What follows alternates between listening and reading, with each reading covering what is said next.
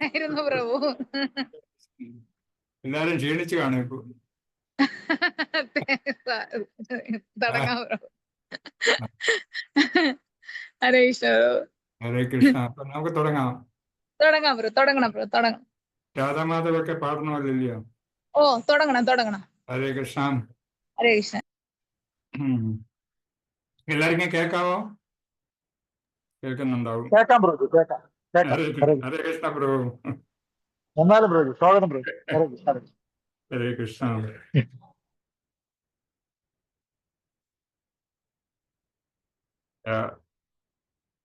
ആദ്യം നമുക്കൊന്ന് പ്രാർത്ഥിക്കാം. ജയ രാധ മാധവ ജയ കുഞ്ച വിഹാരി, ജയ രാധ മാധവ ജയ കുഞ്ച വിഹാരി, ജയ ഗോപിജനവല്ലഭ ജയ ഗിരിവരധാരി, ജയ യശോദനന്ദന പ്രജനരഞ്ജന, ജയ യമുനാതിരാവനചാരി, ജയ യശോദനന്ദന പ്രജനരഞ്ജന, ജയ യമുനാതിരാവനചാരി, ജയ രാധ മാധവ ജയ കുഞ്ച വിഹാരി, ജയ ഗോപിജനവല്ലഭ ജയ ഗിരിവരധാരി, യശോദാനന്ദന വ്രജനരഞ്ജന, യമുനാതിരാവനചാരി. ഹരേ കൃഷ്ണ കൃഷ്ണ കൃഷ്ണ ഹരേ ഹരേ, ഹരേ രാമ രാമ രാമ ഹരേ ഹരേ. ഹരേ കൃഷ്ണ കൃഷ്ണ കൃഷ്ണ ഹരേ ഹരേ, ഹരേ രാമ രാമ രാം ഹരേ ഹരേ.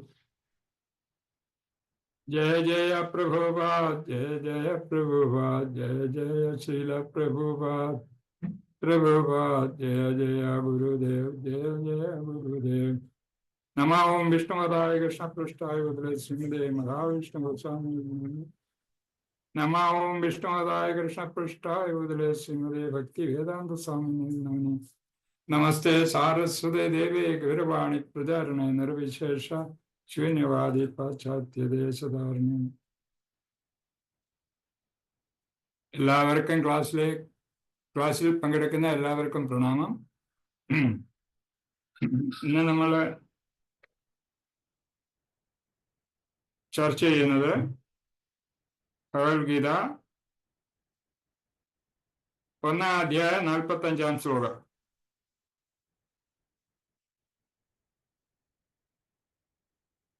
ഞാൻ ഒന്ന് വായിക്കാം. യദി മാമ പ്രതീകാരം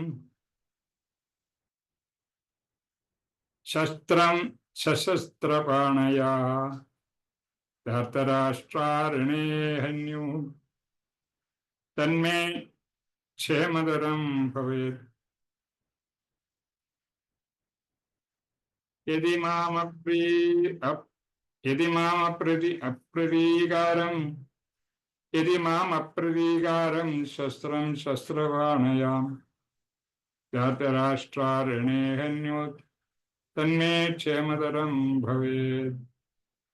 യദി മാം അപ്രതീകാരം ശസ്ത്രം ശസ്ത്രപാണയാഃ ധാർത്തരാഷ്ട്രാരണേ ഹന്യോത് തന്മേ ക്ഷേമതരം ഭവേത്. അപ്പൊ ഇതിന്റെ വാക്യങ്ങളുടെ അർത്ഥം കൂടെ നമുക്ക് നോക്കാം. ശസ്ത്രപാണയ ആയുധമെടുത്ത ധൃതരാഷ്ട്രപുത്രന്മാർ, അശസ്ത്രം നിരായുധനായ, അപ്രതീകാരം പകരം വീട്ടാത്ത, മാം എന്നെ, രണേ യുദ്ധത്തിൽ, ഹന്യം യതി കൊല്ലുമെങ്കിൽ, തത് അത് മേ എനിക്ക്, ക്ഷേമതരം ഏറെ നല്ലത്, ഭാവേ ആയിത്തീരും.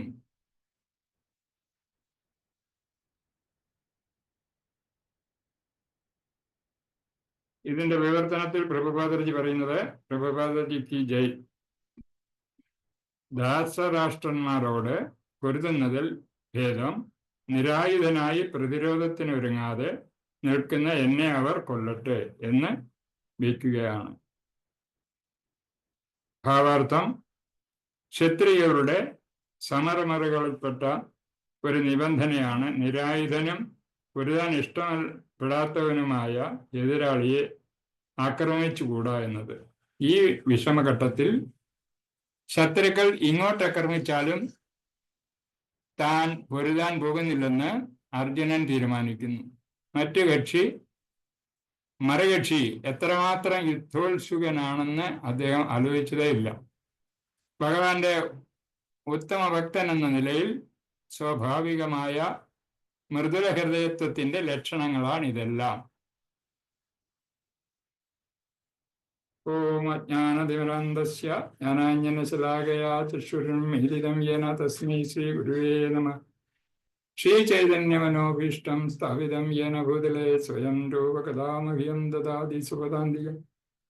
വന്ദേഹം ശ്രീഗുരു ശ്രീയുതപകഥാമകളും ശ്രീഗുരു വൈഷ്ണവാൻച ശ്രീരൂപം സാഗ്രജാതം സഹഗണതിഗണാമിതം സജീവം സദ്വൈതം സവദൂതം പരിജനസഹിതം കൃഷ്ണചൈതന്യദേവം ശ്രീരാധാകൃഷ്ണപാദാം സഹഗണ ലളിതാ ശ്രീവിശാഖാന്വിതാം ച.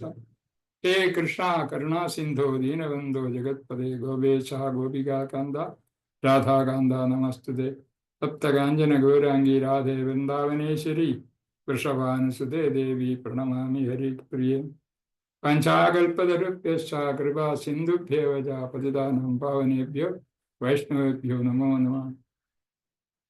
ജയ ശ്രീകൃഷ്ണ ചൈതന്യ പ്രഭോ നിത്യാനന്ദ ശ്രീ അദ്വൈത ഗദാധർ ശ്രീവാസാദി ഗൗരഭക്തവൃന്ദ. ഹരേ കൃഷ്ണ കൃഷ്ണ കൃഷ്ണ ഹരേ ഹരേ, ഹരേ രാം രാം രാം ഹരേ ഹരേ. മുഖം കരോതി വാചാലം പങ്കും ലങ്കായതേ ഗിരിം യത്കൃപാതമകം വന്ദേ ശ്രീഗുരുവും ദീനധാരണം പരമാനന്ദമാധവം ശ്രീ ചൈതന്യമീശ്വരം. ഹരേ കൃഷ്ണ. അപ്പൊ ഇതിന്റെ ശ്ലോകത്തിന്റെ അർത്ഥവും ഈ സാഹചര്യമൊക്കെ എത്രയോ ദിവസം കൊണ്ട് ഇങ്ങനെ പറഞ്ഞുകൊണ്ടിരിക്കുന്ന കാര്യങ്ങളാണ്. അപ്പൊ അതുകൊണ്ട് ഇതിനകത്ത് കൂടുതലൊന്നും നമുക്ക് പറയാൻ ഇല്ല. എങ്കിലും അർജുനന്റെ ആ നന്മ, അർജുനൻ ഭഗവത് ഭക്തനാണ്, ശ്രീകൃഷ്ണ ഭഗവാൻ അടുത്ത് തന്നെ ഉണ്ട്. അപ്പൊ ആ ഭഗവത് ഭക്തനായ അർജുനന് ഉണ്ടായ ഒരു സ്നേഹം, അതായത് സ്വജനങ്ങളോടുണ്ടായ ഒരു സ്നേഹം, അവരോട് ഉണ്ടായ ഒരു താല്പര്യം, അല്ലെങ്കിൽ അദ്ദേഹത്തിന്റെ ഭക്തി നിർഭരമായ ഹൃദയത്തിലുണ്ടായിരുന്ന ശുദ്ധത കൊണ്ട് ഒരു ഈ വിധത്തിൽ അദ്ദേഹം ചിന്തിക്കാനൊരുങ്ങി. ഇങ്ങനെ ഇവരോട് യുദ്ധം ചെയ്യുന്നത് ശരിയല്ല, നമ്മുടെ സ്വന്തം ആൾക്കാർ തന്നെയാണല്ലോ.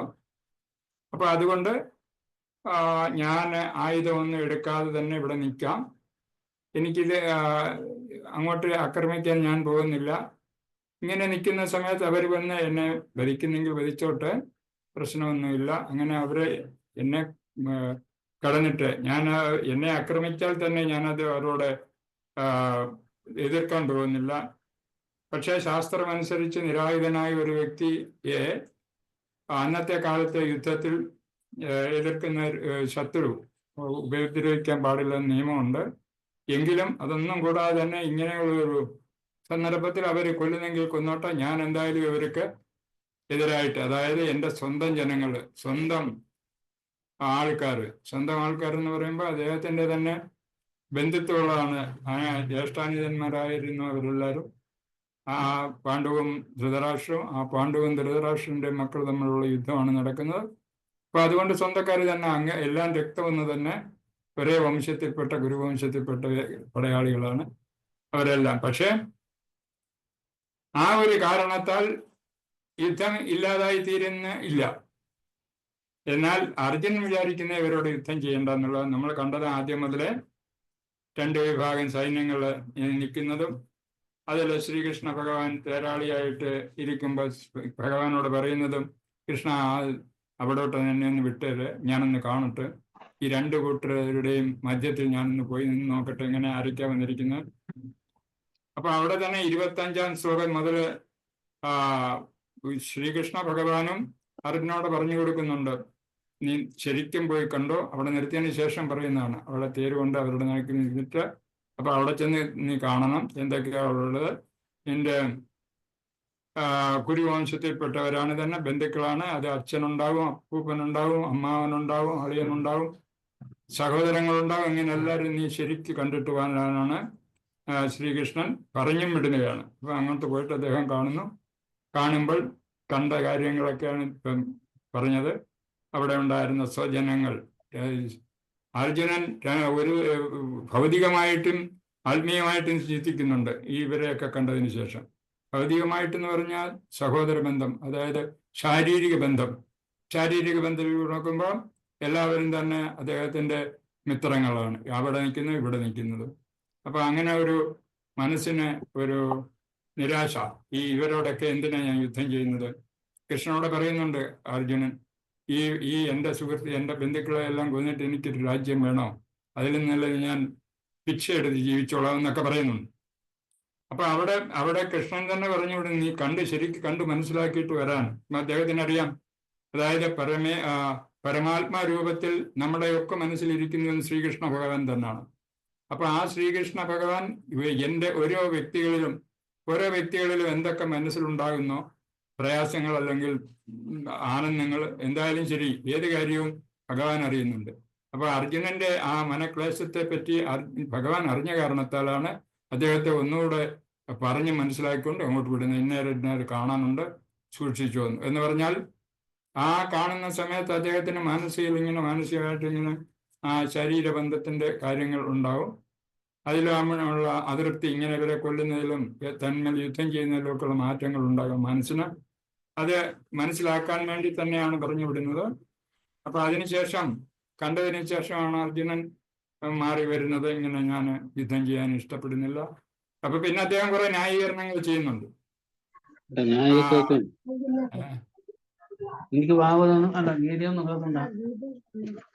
ഇതെല്ലാം നമ്മൾ പഠിച്ചു കഴിഞ്ഞതാണ്. പക്ഷെ ഇത് ഇപ്പൊ തുടർന്നതായിട്ട് ഇങ്ങനെ സംസാരം കേൾക്കുമ്പോൾ തന്നെ മനുഷ്യർക്കൊരു പ്രയാസം ഉണ്ടാകും. അതുകൊണ്ടായിരിക്കും ഇടയ്ക്കൊക്കെ ആളുകൾ ഇങ്ങനെ സംസാരിക്കുന്നത്, ഭക്തന്മാർ.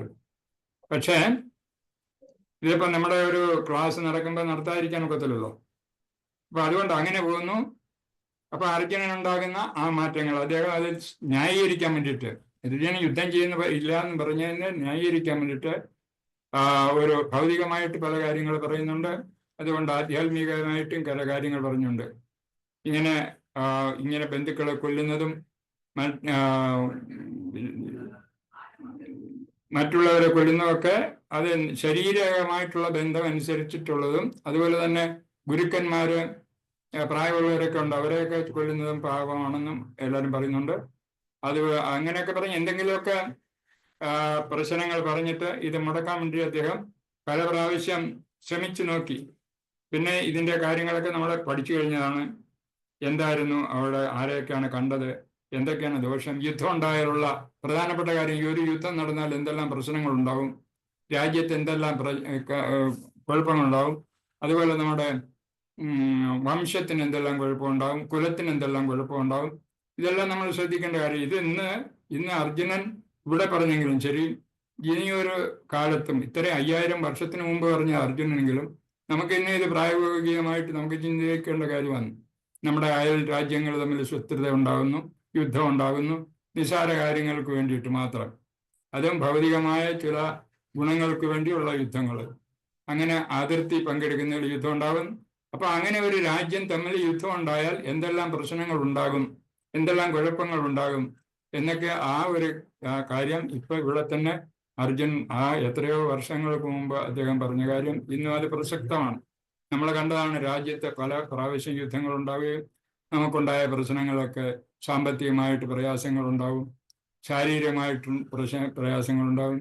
അങ്ങനെയുള്ള ഒരുപാട് ദുഃഖങ്ങൾ നമ്മൾ ജനങ്ങൾ അനുഭവിക്കേണ്ടതായിട്ട് വരും ഇങ്ങനെ യുദ്ധം ഉണ്ടായാൽ. അത് തന്നെയാണ് ഇപ്പം ഭഗവത്ഗീതയിലും പറയുന്നത്.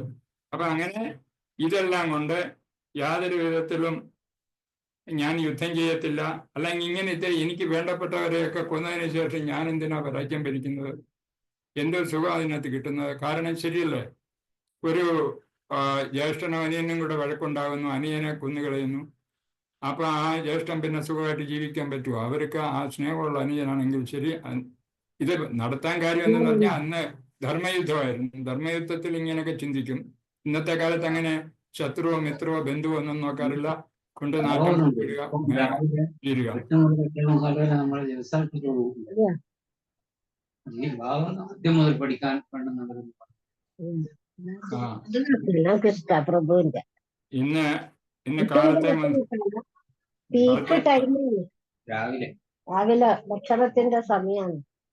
രാവിലെ മുതൽ പല കാര്യങ്ങൾ നല്ലൊരു ശ്ലോകകാരൻ കാലത്ത് നമ്മുടെ പ്രഭുജി എടുത്തത് മഹാഭാരതം അല്ല, നമ്മുടെ ഭാഗവതത്തിനെ പറ്റി ഭാഗവതത്തിലെ നല്ലൊരു ശ്ലോകം എടുത്തു. അപ്പൊ അതിൽ നല്ല കാര്യങ്ങളൊക്കെ അദ്ദേഹം പറഞ്ഞ് മനസ്സിലാക്കി. അതിനുശേഷം ഇപ്പോൾ ഒരു പ്രഭുജി എടുത്തു മഹാഭാരതം. ആ മഹാഭാരതത്തിന്റെ കഥ തുടങ്ങിയില്ല. ആ മഹാഭാരതത്തിലുള്ള ഒരു ഭാഗമാണ്, അതായത് വേദങ്ങളുടെ സംഗ്രഹം അല്ലെങ്കിൽ വേദങ്ങളെ ആസ്പദമാക്കി ഉണ്ടാക്കിയാണ് മഹാഭാരതം. ആ മഹാഭാരതത്തിന്റെ ഒരു ഇടയ്ക്ക് വെച്ച് നടന്ന ഒരു സംഭവമാണ് ഈ അർജുനന്റെ കഥ. ഇതൊക്കെ നമുക്ക് എല്ലാവർക്കും അറിയുന്നതാണ്. പിന്നെ ഇത് അങ്ങ് ആവർത്തിക്കുന്നത് കൊണ്ടും മനുഷ്യന് പ്രയാസം ഉണ്ടാകത്തുള്ളൂ. അതുകൊണ്ട് ഇപ്പൊ ഇതിനകത്ത് പറഞ്ഞ കാര്യം, അർജുനൻ എങ്ങനെ അവിടെ യുദ്ധത്തിനായിട്ട് നിൽക്കുന്നു, നമ്മളെല്ലാം അറിഞ്ഞു എങ്ങനെ എന്താ അർജുനനുണ്ടായ കുഴപ്പങ്ങൾ എന്തൊക്കെയാണെന്നുള്ളത്. അപ്പൊ അർജുനൻ ഇനിയും പറയുന്നത്, ഞാൻ എന്ത് വന്നാലും ശരി ഞാൻ യുദ്ധം ചെയ്യില്ല. എൻ്റെ അടുത്ത ശ്ലോകത്തെ പറയുന്നുണ്ട്, ഞാൻ ഇതെല്ലാം ഉപേക്ഷിച്ചിട്ട് പോവുകയാണെന്ന് പറഞ്ഞിട്ട്. ഇതെന്ന് വെച്ചാൽ ഞാൻ ഇങ്ങനെ ഒരു യുദ്ധം ചെയ്യാൻ ഇഷ്ടപ്പെടുന്നില്ല. നമുക്കെല്ലാം ഉണ്ടാകുന്ന ഒരു കാര്യങ്ങളാണിത്. എന്തെങ്കിലും പ്രയാസപ്പെട്ട കാര്യങ്ങൾ വരികയാണെങ്കിൽ, നമ്മളിപ്പോൾ ജോലിക്ക് ഉദ്യോഗത്തിനൊക്കെ പോകുന്ന വ്യക്തികൾ തന്നാലും ഓഫീസിൽ കൂടുതൽ ജോലിയുണ്ട്, അവർ അന്നേരം മടുത്തു മാറ്റി എറിഞ്ഞു കൊണ്ടുപോയി കളയും. അപ്പൊ അവരൊക്കെ ഒന്ന് ഉഷാറാകാൻ വേണ്ടിയിട്ടാണ് ഇതുപോലുള്ള ശ്ലോകങ്ങൾ. അപ്പൊ അതിനെ നേരിടാനുള്ള പ്രയാസങ്ങൾ ആദ്യം ഇതൊക്കെ ഉണ്ടാകും. പക്ഷേ അതിനെ നേരിടാനുള്ള പോംവഴി അടുത്ത ശ്ലോകങ്ങളിൽ ഭഗവാൻ പറഞ്ഞു തരുന്നുണ്ട് അർജുനന്. അതൊക്കെ പഠിക്കാനുള്ള കാര്യങ്ങളാണ്. എന്നിട്ട് വേണം നമ്മളും ഈ രീതിയിൽ മുന്നേറാൻ. എത്ര പ്രയാസങ്ങൾ ഉണ്ടായാലും ആ പ്രയാസങ്ങളൊക്കെ തരണം ചെയ്തുകൊണ്ട് നമുക്ക് മുൻപോട്ട് പോകണം. അതിനു വേണ്ടിയിട്ടാണ് നമ്മുടെ ഈ ഗ്രന്ഥങ്ങളൊക്കെ ഉണ്ടാക്കിയിരിക്കുന്നത്. മഹാഭാരതമായാലും ശരി, ഭഗവത്ഗീതയായാലും ശരി, ശ്രീമദ് ഭാഗവതായാലും ശരി, എല്ലാം നമ്മുടെ ജീവിതം നേർവഴിക്ക് നടത്താൻ വേണ്ടിയിട്ടും നമ്മുടെ സമൂഹത്തിന്റെ രക്ഷയ്ക്ക് വേണ്ടിയും ഒക്കെയാണ് ഇത് നിർത്തിയിരിക്കുന്നത്. ഇത് പിന്നൊരു കാര്യമുള്ള, ഈ യുദ്ധം എത്ര അർജുനൻ വേണ്ടാന്ന് വെച്ചാലും അവിടെ നിർത്താൻ പോകുന്നില്ല. കാരണം ഭഗവാൻ ഭൂമിയിൽ അവതരിച്ചത് തന്നെ ഈ നാട്ടിലുള്ള തിന്മകളെ അകറ്റി നന്മകളെ പുരോഗമിപ്പിക്കാൻ വേണ്ടിയിട്ടാണ്. അപ്പൊ ആ യുദ്ധം നടന്നേ പറ്റൂ. ഈ അർജുനനൊക്കെ ശ്രീകൃഷ്ണന്റെ കൂടെ തന്നെ വന്ന പാർട്ടികൾ തന്നെയാണ്. അതായത് അവരെല്ലാം പാർഷദന്മാരും മുക്താത്മാക്കളും ഒക്കെയാണ്. അവരെല്ലാം ഇവിടെ ഇതൊരു നാടകം മാതിരി ഇവിടെ അഭിനയിക്കുന്നു ഭഗവാന്റെ ഒരു കാര്യം നടത്തുന്നതിന് വേണ്ടി. അതേപോലെ ഇവിടെ ഇപ്പൊ ആരൊക്കെ വേണ്ടെന്ന് വെച്ചാലും ഈ സംഭവം നടന്നേ പറ്റൂ, മഹാഭാരത യുദ്ധം നടന്നേ പറ്റൂ എന്നുള്ളത് എല്ലാവർക്കും അറിയാം, നമ്മൾ കണ്ടതുമാണ്. അതുകൊണ്ട് എങ്ങനെ അർജുനൻ വിഷമിച്ചിരുന്നുകൊണ്ടൊന്നും കാര്യമില്ല. അപ്പൊ ഇത് നമുക്ക് വേണ്ടി പറയുന്നതാണ്. ഈ അർജുനൻ അല്ലെങ്കിൽ അർജുനൻ ചെറിയ മനുഷ്യൻ, ചെറിയ ആളാന്നോ? അർജുനൻ എന്ന് പറഞ്ഞാൽ മഹാവിദ്വാൻ, ശസ്ത്രവിദ്യയില്. അപ്പൊ അദ്ദേഹത്തിന് അറിയാൻ മേത്ത കാര്യങ്ങളൊന്നുമില്ല. എവിടെല്ലാം കാര്യം, ഇദ്ദേഹം ഇവിടെ വനവാസം നടക്കുന്ന സമയത്ത് എത്രയോ യുദ്ധങ്ങൾ കണ്ടു. ആ യുദ്ധത്തിലൊക്കെ ഒറ്റയ്ക്ക് നിന്ന് മറ്റുള്ളവരുമായിട്ട് പൊരുതിയിട്ടുണ്ട്. അതേ സമയത്ത് അദ്ദേഹത്തിന് അങ്ങനെ ഈ യുദ്ധം കണ്ട് പേടിച്ചിട്ടോ മറ്റോ ഒന്നുമല്ല ഇത് വേണ്ടാന്ന് വെക്കുന്നത്. അദ്ദേഹം ഒരു ഭക്തൻ, മഹാഭക്തൻ, ശുദ്ധഭക്തനായിരുന്നാലും കൃഷ്ണന്റെ സേവകനായിട്ടിരിക്കുന്നതിനാലും അദ്ദേഹത്തിന്റെ മനസ്സിലുണ്ടായ മനഃശുദ്ധി, അതായത് സരളമായ മനസ്സ്, ഹൃദയം ലോലമാണ്. അങ്ങനെയുള്ള വ്യക്തിക്ക് താൽക്കാലികമായിട്ടുണ്ടായ ഒരു ഭാവമാണ് ഇത്. യുദ്ധം ഞാൻ ചെയ്യുന്നില്ല, ഇവരോട് അമ്പ ചെയ്തവരെ കൊല്ലേണ്ട കാര്യമില്ലല്ലോ എന്നൊക്കെ അദ്ദേഹത്തിന് മനസ്സിലായി. ഒരു ഭക്തൻ അങ്ങനെ തന്നെ തോന്നണം. സാധാരണ ആൾക്കാർ മാതിരിയല്ല ഭക്തന്മാരുടെ ചുമതല. ഭക്തൻ സാധാരണ ദയുള്ളവരായിരിക്കും. അതിന് മറ്റുള്ളവരുമായിട്ടുള്ള സ്നേഹം ഉണ്ടായിരിക്കണം. അപ്പൊ ആ ഒരു വാത്സല്യവും സ്നേഹവും ബഹുമാനവും ഒക്കെ ഉള്ള ആളായിരിക്കും ഭക്തൻ. അതുപോലെ തന്നെ ശ്രീകൃഷ്ണന്റെ ഭക്തനായിരുന്നത് കൊണ്ട് മാത്രമാണ് അർജുനന് ഇങ്ങനെയൊക്കെ തോന്നിയത്. അല്ലാതെ അദ്ദേഹത്തിന്റെ പ്രയാസം കൊണ്ടും അദ്ദേഹത്തിനുണ്ടാകുന്ന നേരിടാനുള്ള ധൈര്യക്കുറവ് കൊണ്ടൊന്നും അല്ല അദ്ദേഹം ഇങ്ങനെ പറഞ്ഞത്. ഈ ശരിയായ ശുദ്ധഭക്തന് എന്തൊക്കെ വേണമോ അതിന് നമ്മൾ പഠിച്ചാണ് ശുദ്ധഭക്തന്റെ കാര്യങ്ങളൊക്കെ.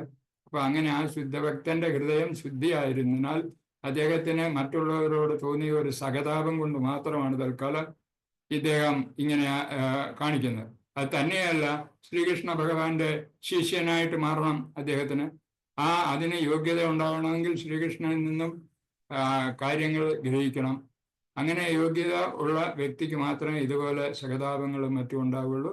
അപ്പൊ അങ്ങനെ അതിൻ്റെ ഒരു പ്രാരംഭമായിട്ടാണ് ഇതേപ്പറ്റി കാണിക്കുന്നത്. അർജുനൻ ഇങ്ങനെ മറ്റുള്ളവർ യുദ്ധം ചെയ്യാൻ, സ്വന്തക്കാരുമായിട്ട് യുദ്ധം ചെയ്യാൻ മടിക്കുന്നു എന്ന് കാണിക്കുന്നത്. അപ്പൊ അദ്ദേഹം ശരിയായ ഒരു യോദ്ധാവാണ്. അദ്ദേഹത്തിന് അങ്ങനെ മറ്റ് ഭയമോ പേടിയോ ഒന്നും ഉണ്ടാകേണ്ട കാര്യമില്ല. അതുകൊണ്ട് ശ്രീകൃഷ്ണ ഭഗവാന്റെ ശിഷ്യനാകാൻ അദ്ദേഹം വേണ്ടുന്ന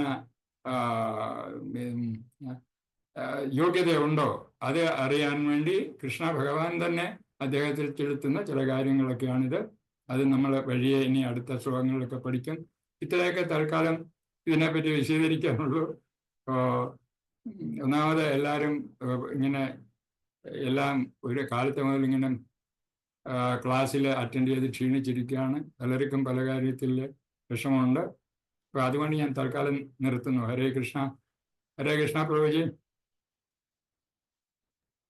ഹരേ കൃഷ്ണ പ്രഭു. അതെ, ഇനി ഇത്രയൊക്കെ ഉള്ളെന്ന് പറയാൻ. ഹരേ കൃഷ്ണ. അതെ, കുറച്ച് ചെറിയ ശ്ലോകം അല്ലേ പ്രഭു? അതെ, ചെറിയ ശ്ലോകമാണ്.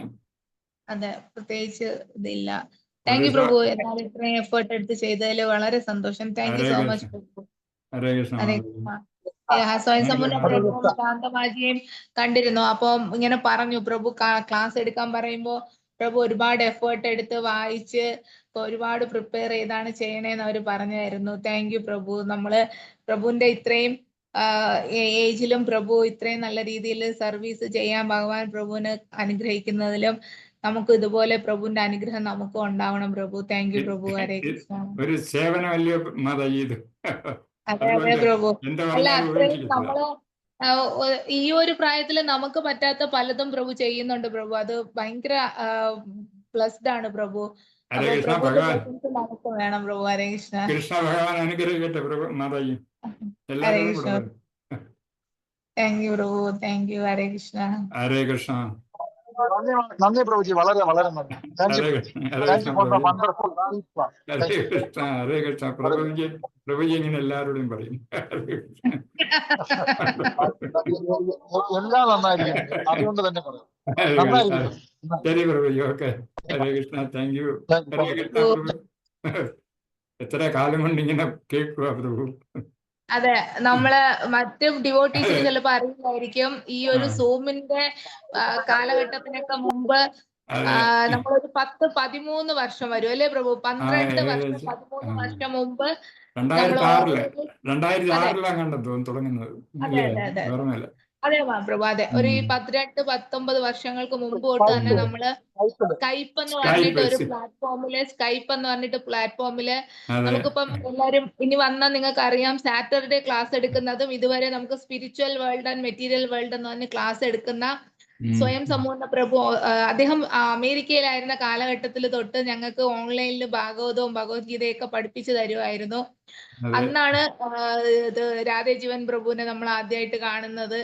അന്ന് അദ്ദേഹം ഞങ്ങളുടെ ചന്ദ്രൻ അങ്കിളായിരുന്നു. ഇപ്പൊ ഇൻസ്റ്റിറ്റ്യൂഷനൊക്കെ കഴിഞ്ഞ് രാധേ ജീവൻ പ്രഭു ആയി. അപ്പൊ ഇന്നും ഫോണിൽ ചന്ദ്രൻ അങ്കിൾ തന്നെയാണ് സേവ് ചെയ്തേക്കുന്നത്. അത് അത്രയും നല്ലൊരു ബന്ധം നമുക്ക് പ്രഭുവായിട്ടുണ്ട്.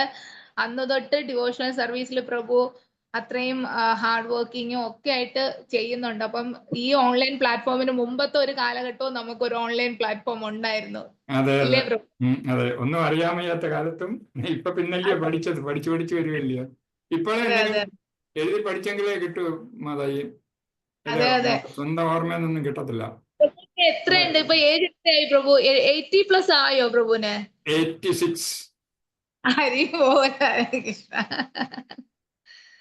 താങ്ക് യു പ്രഭു. ഭഗവാൻ പ്രഭുവിനെയും നമ്മളെയൊക്കെ അനുഗ്രഹിക്കട്ടെ.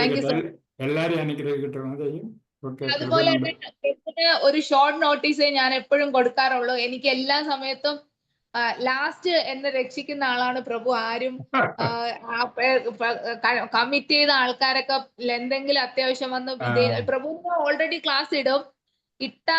ഇട്ട അതിനപ്പുറത്തേക്ക് ആര് പെട്ടെന്ന് പറ്റൂല എന്ന് പറഞ്ഞാലും ഞാൻ ആദ്യം വിളിക്കുന്നത് പ്രഭുവിനെ ആയിരിക്കും. പ്രഭു എന്നെ സഹായിക്കാറുമുണ്ട്.